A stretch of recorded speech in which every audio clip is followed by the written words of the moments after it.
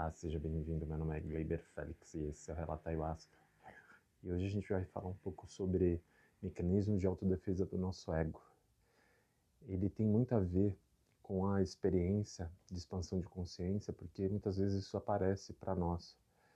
E seria muito válido estar colocando esses assuntos aqui para as pessoas terem uma percepção de si mesmo e de fazer esse autoestudo, essa autoanálise, para ver como está sendo encaminhado na vida e criar novas percepções de mudança interior, né? Então, queria agradecer a todos e se você teve uma experiência de expansão de consciência e queira compartilhar, entre em contato comigo pelo Instagram, Relato Ayahuasca, e deixe uma mensagem que eu entro em contato contigo. Gratidão a todos. Na busca do autoconhecimento, buscamos ferramentas que podemos utilizar para a nossa reforma íntima, meditar, terapia, psicanálise, consagração de enteógenos e outros. Enquanto mais informações tivermos ao nosso alcance, mais dinâmico o trabalho da reforma íntima se torna. O autoconhecimento nos dá a chance de nos transformar quebrando sistemas de crenças limitantes, traumas adquiridos no desenvolvimento de nossas vidas que nos prejudica na fase adulta. Nosso sistema socioeconômico capitalista que nos separa pelo dinheiro, poder e desejo, nos deixa nesse círculo vicioso, nos desliga da nossa verdadeira essência, nos deixando um vazio existencial que tentamos preencher com coisas, objetos, pessoas, gurus, líderes espirituais. Vivemos em um mundo doente, onde todos buscam a cura em algum lugar, em drogas, igrejas, seitas, coach. Depositamos ou pagamos aos outros resolver os nossos problemas da psique, pois o sistema nos afasta da nossa verdadeira essência, nos deixando viver uma ilusão de consumo, vaidade, competição, entrando em um loop infinito. Temos responsabilidade de quebrar esse ciclo, depende de nós. Sigmund Freud observou em seus estudos da psique padrões do nosso ego como mecanismo de defesa de várias situações de traumas adquiridos ao longo de nossas vidas. Esses mecanismos de autodefesa do ego podem servir de ferramenta para observar padrões de comportamento que podem estar ocultos em nosso inconsciente, um trauma recorrente que nos atrapalha em nossas relações com todos e nós mesmos, limitando o autoconhecimento, pois distorce a realidade e impede que nós entremos em contato com nossos verdadeiros sentimentos, desejos e conflitos internos. E hoje eu vou falar um pouco desses principais mecanismos. Primeiro, negação. É um processo psicológico inconsciente através do qual um indivíduo se recusa a aceitar uma realidade, pensamento, sentimento ou fato que é percebido como doloroso, ameaçador ou causador de ansiedade. Em essência, a negação funciona como uma forma de proteção psíquica imediata, permitindo que a pessoa evite o choque e o sofrimento que a plena consciência da realidade pode causar. É como se a mente dissesse: isso não está acontecendo, para se defender de algo que é considerado insuportável. Características principais da negação: recusa em aceitar a realidade. A pessoa simplesmente não reconhece ou minimiza a importância de um evento, informação ou situação. Inconsciente. Geralmente a negação opera em um nível inconsciente, o que significa que a pessoa não está deliberadamente mentindo para si mesma. Ela realmente acredita na versão distorcida da realidade que construiu. Proteção contra a dor. O objetivo primário é evitar a angústia, o medo, a culpa e outros sentimentos negativos associados à realidade. Pode ser temporário ou persistente. Em algumas situações, a negação pode ser uma reação inicial e passageira a um evento traumático. Em outros casos, pode se tornar um padrão de comportamento mais arraigado. Pode ter diferentes graus. A negação pode variar desde uma leve minimização até uma completa rejeição da realidade. Exemplos comuns de negação: Um alcoólatra que insiste que não tem problemas com a bebida, apesar das evidências que ele bebe todos os dias. Uma pessoa que perdeu um ente querido e age como se ela ainda estivesse viva. Alguém que se recusa a reconhecer os sinais óbvios de que seu relacionamento está terminado. Uma pessoa que cometeu um erro grave e culpa os outros ou as circunstâncias sem assumir a responsabilidade. Em resumo, a negação é um mecanismo de defesa comum, mas potencialmente prejudicial, que protege o ego da dor ao distorcer ou rejeitar a realidade. Reconhecer a negação em si mesmo e nos outros é o primeiro passo para buscar formas mais adaptativas de lidar com os desafios da vida. 2. Repressão. A repressão visa afastar da consciência pensamentos, sentimentos, desejos, impulsos ou memórias que são considerados inaceitáveis, dolorosos, ameaçadores ou que causam ansiedade. É um processo inconsciente, o que significa que a pessoa não está deliberadamente escolhendo esquecer ou ignorar esses conteúdos. Em vez disso, o ego os empurra para o inconsciente, impedindo que cheguem à consciência e causem sofrimento. Características principais da repressão. Inconsciente. A pessoa não tem consciência do material reprimido. Conteúdo aversivo. A repressão geralmente lida com conteúdos psíquicos que são moralmente condenáveis, vergonhosos, traumáticos ou que geram conflito interno. Esforço contínuo. A repressão requer um gasto constante de energia psíquica para manter o material indesejado fora da consciência. Não elimina o conteúdo. O material reprimido não desaparece, ele permanece ativo no inconsciente e pode influenciar o comportamento, os sentimentos e os sintomas da pessoa de maneira indireta e muitas vezes funcionais. Pode ser primária ou secundária. Repressão primária ou recalque originário. Refere-se à repressão de ideias ou experiências que nunca chegaram à consciência. É como se houvesse uma barreira inicial que impede certos conteúdos de se tornarem conscientes. Repressão secundária, ou recalque propriamente dito, ocorre quando as ideias ou sentimentos que já foram conscientes são empurrados para o inconsciente por serem considerados inaceitáveis. Exemplos comuns de repressão. Uma pessoa que vivenciou um evento traumático na infância pode não ter nenhuma lembrança consciente desse evento na vida adulta. Alguém que sente raiva intensa de um ente querido pode reprimir esses sentimentos por considerá-los inaceitáveis, manifestando, em vez disso, um comportamento excessivamente agradável.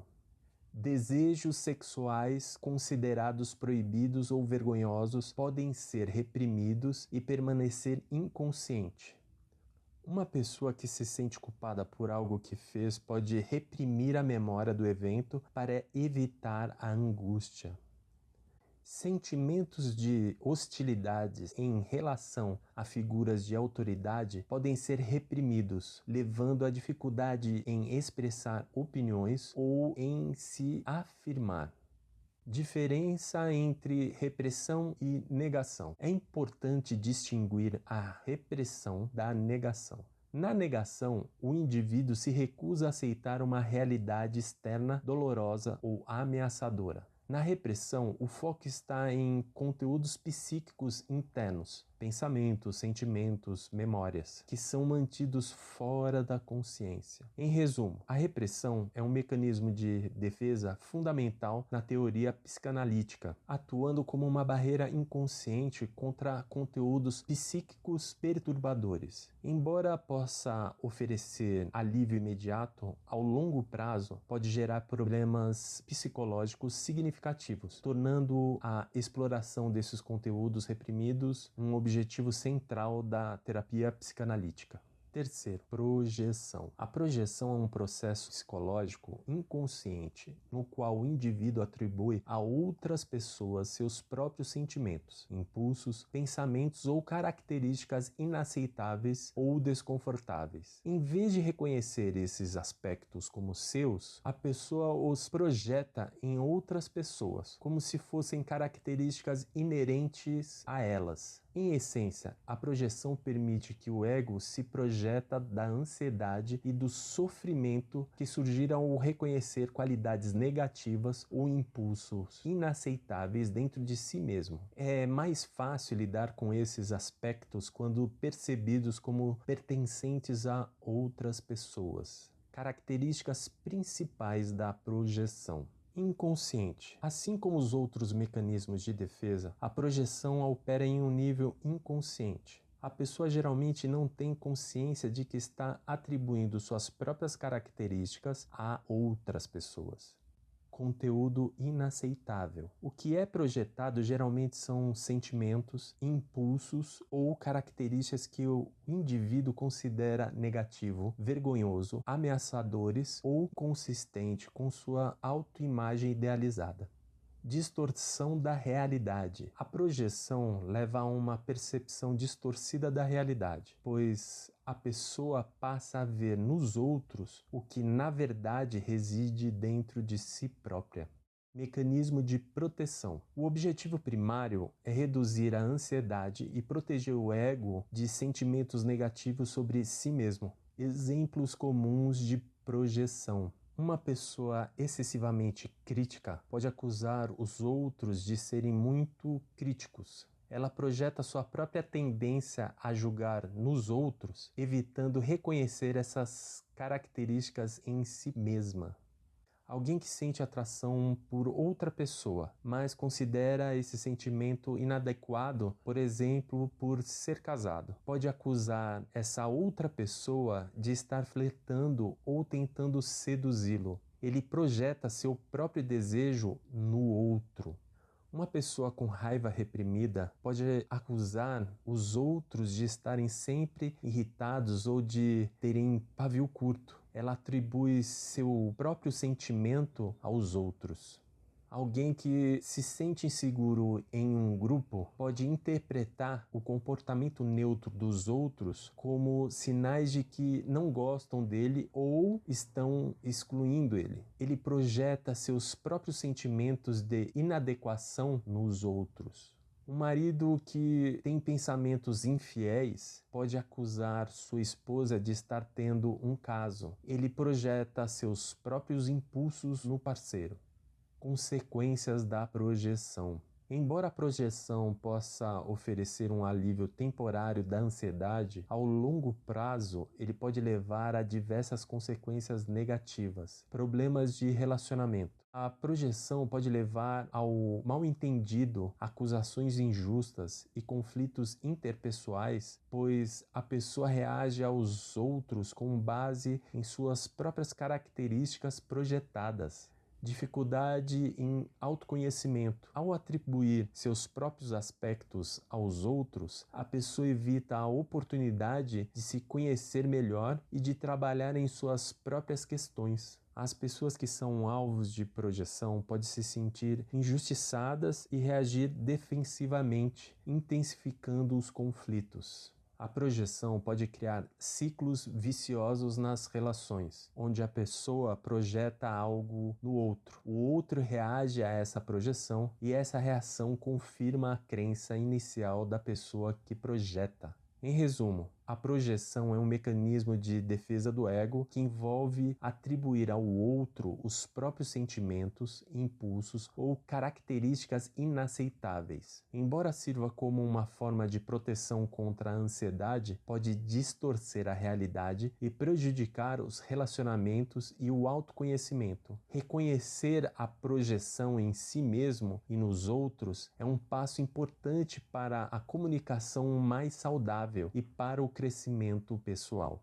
4. Racionalização. A racionalização é um processo psicológico inconsciente através do qual o indivíduo cria explicações lógicas e aceitáveis para comportamentos, sentimentos, pensamentos ou eventos que são, na verdade, motivados por desejos, impulsos, emoções inaceitáveis ou inconscientes. O objetivo é justificar ações ou sentimentos, tornando-os mais palpáveis para si mesmo e para os outros, evitando assim a culpa, a vergonha ou a ansiedade. Em essência, a racionalização envolve a criação de uma narrativa lógica e razoável para encobrir as verdadeiras motivações, que podem ser consideradas irracionais, egoístas, imorais ou dolorosas. A pessoa acredita genuinamente nas suas explicações racionais, mesmo que elas não correspondam à realidade subjacente.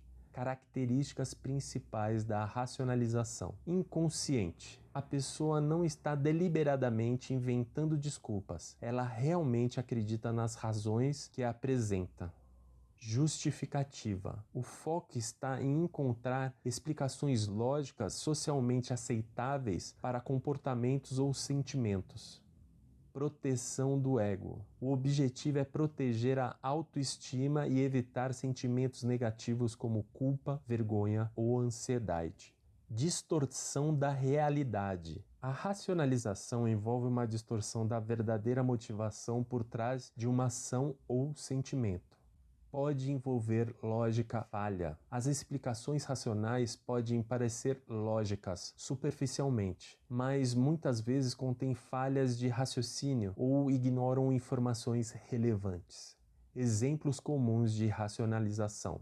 Eu precisava comprar aquele carro caro porque é muito seguro para minha família. A verdadeira motivação pode ser o desejo de status ou de se sentir superior.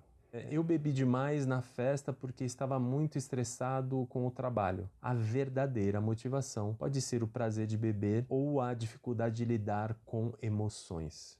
Eu terminei com ele porque nós não tínhamos os mesmos objetivos de vida. A verdadeira motivação pode ser a atração por outra pessoa ou a dificuldade de lidar com a intimidade.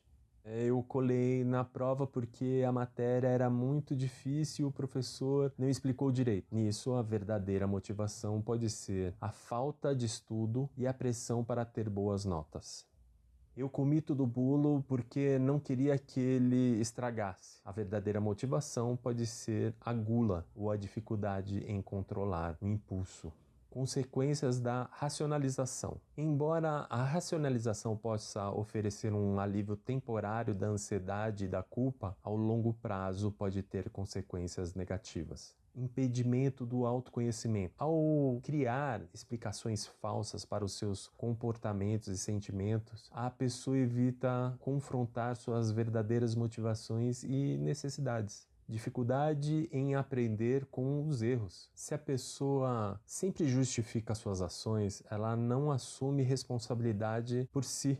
Perde a oportunidade de aprender e se desenvolver. Problemas de relacionamento. A racionalização pode levar a comportamentos inconsistentes e a falhas de honestidade consigo mesmo e com os outros, prejudicando os relacionamentos. Manutenção de padrões disfuncionais. Ao justificar comportamentos negativos, a pessoa perpetua esses padrões em vez de buscar mudanças. Em resumo, a racionalização é um mecanismo de defesa comum que envolve a criação de explicações lógicas e aceitáveis para comportamentos ou sentimentos inaceitáveis. Embora sirva para proteger o ego da ansiedade e da culpa, pode impedir o autoconhecimento, o aprendizado e a construções de relacionamentos saudáveis. Reconhecer a racionalização em si mesmo e nos outros é um passo importante para uma compreensão mais profunda das próprias motivações e para o desenvolvimento pessoal.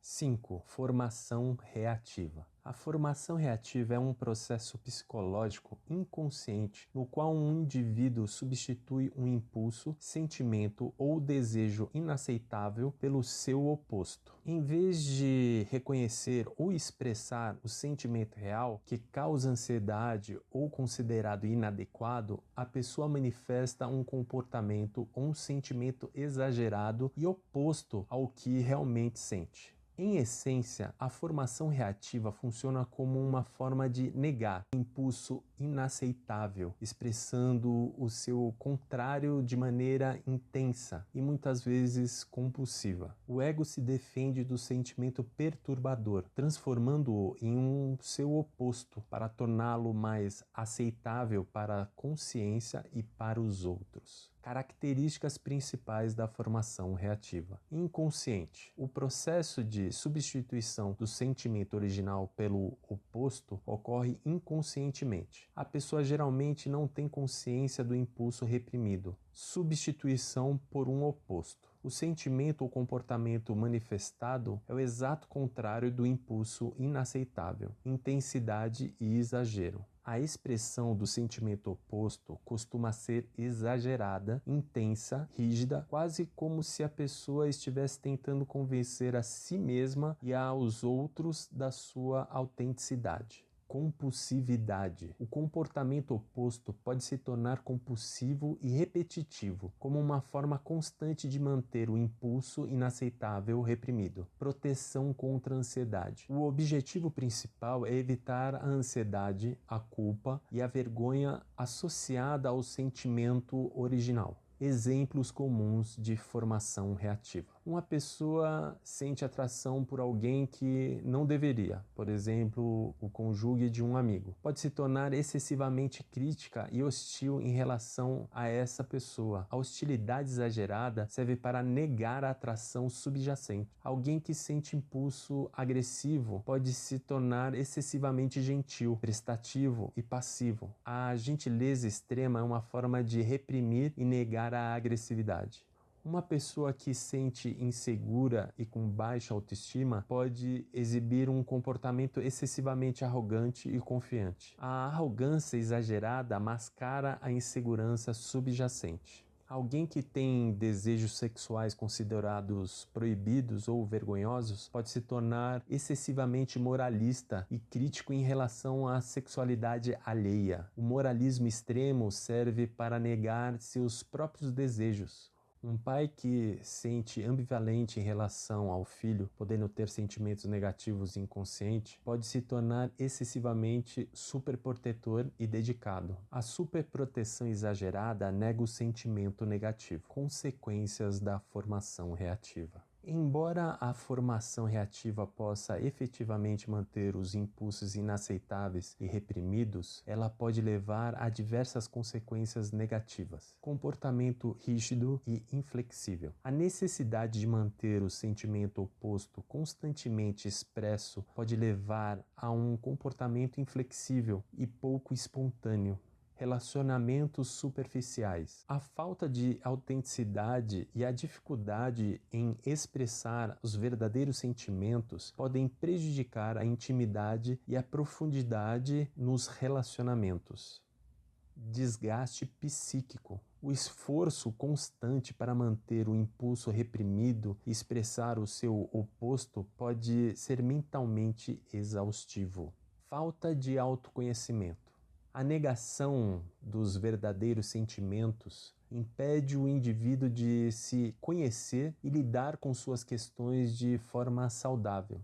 Expressão indireta do impulso reprimido. Em algumas situações, o impulso reprimido pode encontrar formas indiretas e disfarçadas de se manifestar, apesar da formação reativa. Em resumo, a formação reativa é um mecanismo de defesa do ego que envolve a substituição inconsciente de um impulso inaceitável pelo seu oposto, expresso de forma exagerada e compulsiva. Embora sirva para proteger contra a ansiedade, pode levar a comportamentos rígidos, dificuldades nos relacionamentos e falta de autoconhecimento. Reconhecer a formação reativa em si mesmo e nos outros pode ser um passo importante para uma expressão emocional mais autêntica e para o bem-estar psicológico. 6. Isolamento. O isolamento é um processo psicológico inconsciente no qual o indivíduo separa um evento, pensamento ou comportamento dos sentimentos associado a ele. A pessoa pode até mesmo se lembrar dos detalhes do evento, mas a emoção que normalmente estaria ligada a essa experiência é isolada ou bloqueada. Em essência, o isolamento permite que a pessoa lide intelectualmente com uma experiência potencialmente perturbadora sem sentir a angústia emocional que ela normalmente causaria. É como se a mente criasse uma barreira entre o evento cognitivo e a resposta afetiva. Características principais do isolamento. Inconsciente. O processo de separação entre os pensamentos e os sentimentos ocorre de uma forma não intencional. Separação de afeto e cognição. A característica central é a dissociação entre o conteúdo mental, o que aconteceu ou que foi pensado ou feito, a emoção correspondente. Preservação do intelecto. A pessoa pode descrever o evento de forma detalhada e lógica, sem demonstrar a emoção esperada. A descrição dos eventos pode parecer fria, distante e excessivamente objetiva. Mecanismo de proteção. O objetivo é evitar a dor emocional, a ansiedade ou outros sentimentos negativos associados à experiência. Exemplos comuns de isolamento. Um cirurgião que descreve detalhadamente um procedimento invasivo sem demonstrar nenhuma emoção. O isolamento permite que ele realize seu trabalho de forma eficaz, separando a complexidade técnica das implicações emocionais para o paciente. Uma pessoa que relata um evento traumático, como um acidente, de forma fria e factual, sem expressar tristeza, medo ou raiva, a emoção está isolada na memória do evento. Alguém que intelectualiza excessivamente seus problemas emocionais, analisando-os de forma lógica e abstrata, sem realmente sentir a dor. O foco está na compreensão intelectual e não na vivência emocional. Um indivíduo que conta uma piada sobre uma situação trágica logo após ela ter ocorrido. O humor pode servir como uma forma de isolar os sentimentos dolorosos envolvidos. Uma pessoa que descreve uma perda significativa, como a morte de um ente querido, de maneira distante, focando em detalhes práticos sem demonstrar luto. A emoção do luto está isolada na compreensão intelectual da perda. Consequências do isolamento. Embora o isolamento possa ser útil em situações de crise imediata, permitindo que a pessoa funcione, ao longo prazo pode ter consequências negativas, como dificuldade em processar emoções. Ao evitar sentir as emoções associadas a eventos significativos, a pessoa pode ter dificuldade em processar e integrar suas experiências. Relacionamentos superficiais. A dificuldade em expressar e vivenciar emoções pode levar a relacionamentos menos íntimos e autênticos. Falta de empatia. A separação das próprias emoções pode dificultar a compreensão e a conexão com os sentimentos dos outros. Risco de somatização. Emoções não expressas podem se manifestar através de sintomas físicos. Bloqueio no crescimento pessoal. A evitação da dor emocional pode impedir a pessoa de aprender com suas experiências e de se desenvolver emocionalmente. Em resumo, o isolamento é um mecanismo de defesa do ego que envolve a separação entre o conteúdo cognitivo de uma experiência e a emoção associada a ela. Embora possa ser adaptativo em certas situações, o uso crônico do isolamento pode levar a dificuldades emocionais e interpessoais. Reconhecer o isolamento como um mecanismo de defesa pode ser o primeiro passo para integrar as emoções e vivenciar a vida de uma forma mais plena. 7. Intelectualização. A intelectualização é um processo psicológico inconsciente no qual o indivíduo lida com situações ou sentimentos ameaçadores ou de ansiedade de uma maneira excessivamente racional e abstrata. Em vez de experimentar as emoções associadas a um evento ou pensamento, a pessoa se concentra em analisar, categorizar e pensar sobre ele de forma lógica e distante, como se fosse um objeto de estudo. Em essência, a intelectualização permite que a pessoa se defenda da dor emocional, da ansiedade e de outros sentimentos desconfortáveis, distanciando-se deles através do pensamento abstrato e da análise intelectual. O foco é no entendimento racional da situação e não na vivência emocional. Características principais da intelectualização: inconsciente. O processo de descolamento do foco da emoção para o intelecto ocorre de forma não intencional. ênfase no pensamento abstrato. A pessoa tende a analisar a situação de forma lógica, filosófica, ou usando jargões técnicos, evitando o contato com os sentimentos. Distanciamento emocional. Há uma notável falta de envolvimento emocional ou de expressão de sentimentos em relação ao evento ou pensamento. Objetividade aparente. A pessoa pode parecer fria, distante, excessivamente objetiva ao descrever ou lidar com situações. Mecanismo de proteção. O objetivo principal é evitar a angústia emocional, a ansiedade e outros sentimentos negativos. Exemplos comuns de intelectualização. Uma pessoa diagnosticada com uma doença grave que se concentra em aprender todos os detalhes médicos da sua condição, estatísticas de sobrevivência e opções de tratamento, mas evita falar sobre os seus medos ou tristeza. O foco excessivo na informação médica serve para se distanciar da ansiedade e do medo da morte. Após um término de um relacionamento, alguém pode analisar friamente as razões lógicas para o fim, discutir teorias sobre relacionamentos e padrões de comportamento, sem expressar a tristeza ou a dor da perda. A análise intelectual serve para evitar o sofrimento emocional.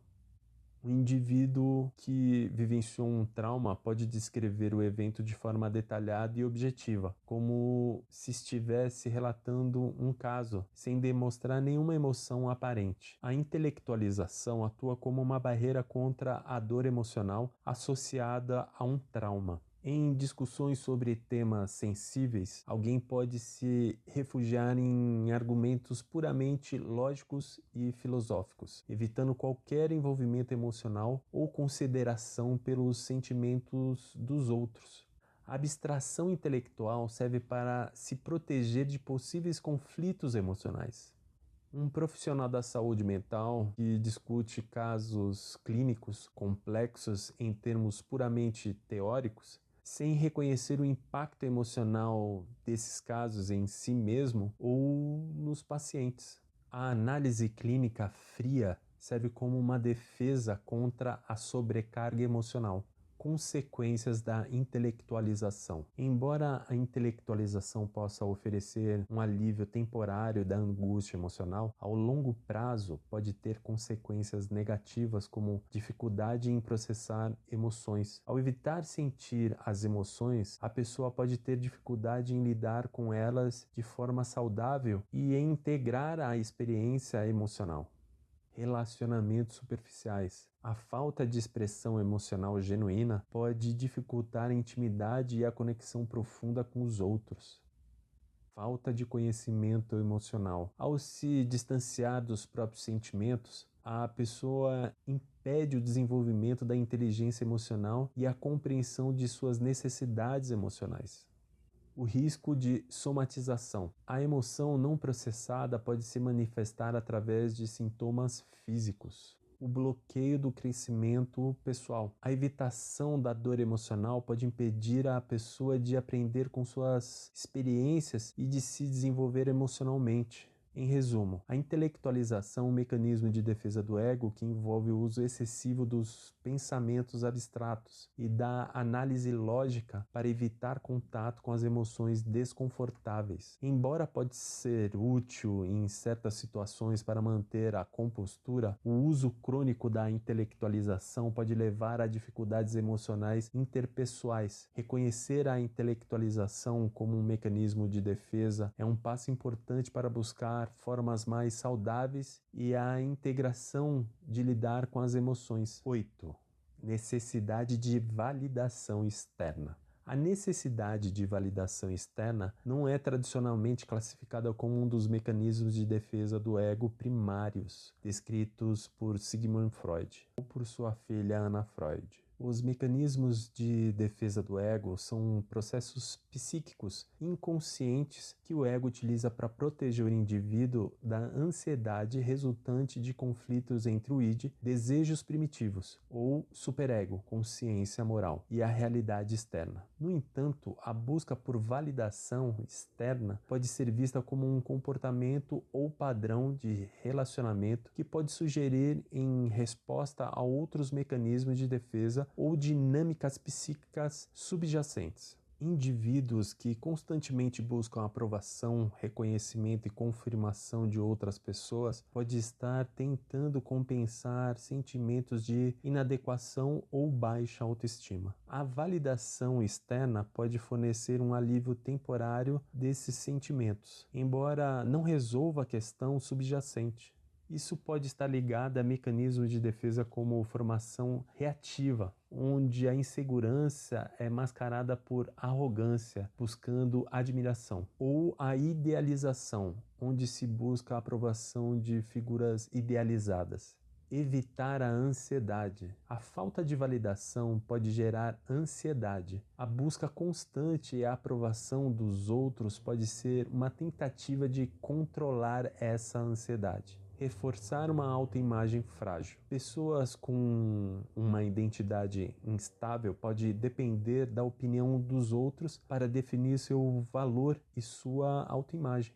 Busca por segurança e pertencimento. A validação pode ser interpretada como um sinal de aceitação e pertencimento a um grupo, o que pode ser uma necessidade humana fundamental. Como a busca por validação externa pode se relacionar com os mecanismos de defesas tradicionais. Idealização. Uma pessoa pode idealizar outra e buscar incessantemente sua aprovação como forma de se sentir valiosa por associação. Identificação com o agressor. Em situações de abuso ou negligência, a criança pode buscar a aprovação do agressor como forma de sobreviver e se sentir segura. Formação reativa. Como mencionado, a busca por aprovação pode mascarar sentimentos de inadequação ou hostilidade, sendo uma tentativa de apresentar uma imagem oposta. Negação. A necessidade constante de validação pode indicar uma negação de sentimentos internos de